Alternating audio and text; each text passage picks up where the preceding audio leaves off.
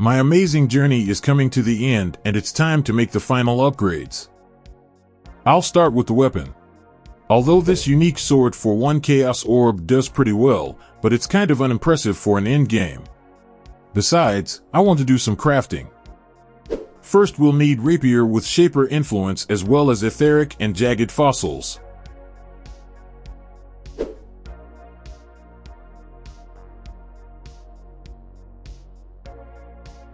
Nice. Now it's time for a real craft and Path of Exile. Let's close our eyes and hope for luck. That's pretty good. Thanks, Chris, for the tip. And the final step is getting a nice Crucible tree.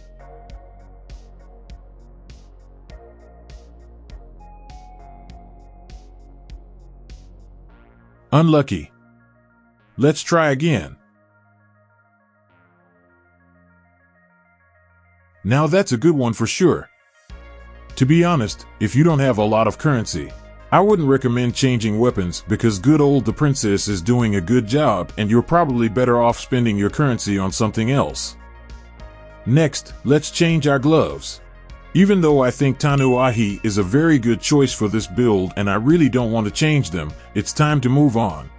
We'll need rare gloves with cold conversion, life, spell suppression, and some elemental resistance. We also need to craft some useful implicits like these.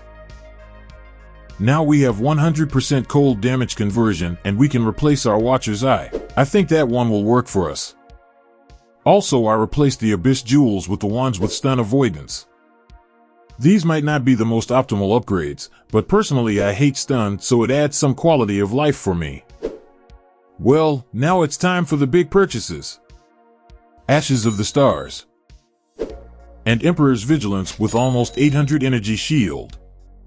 These two items double our damage and it's now around 12 million. Many of you may be questioning the worthiness of these purchases. And you might be right, but personally, I really like this build and I've decided to invest a few dozen extra divine orbs into it. But I want to remind you that you don't need all that expensive gear and you can start your journey with these cheap items. And I think you'll be pleasantly surprised by this build, even on a minimal budget.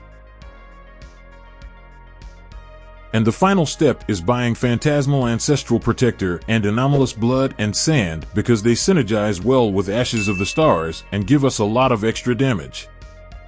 Now that's it, let's see what I got in the end. Oh, I'm sorry. Wrong video.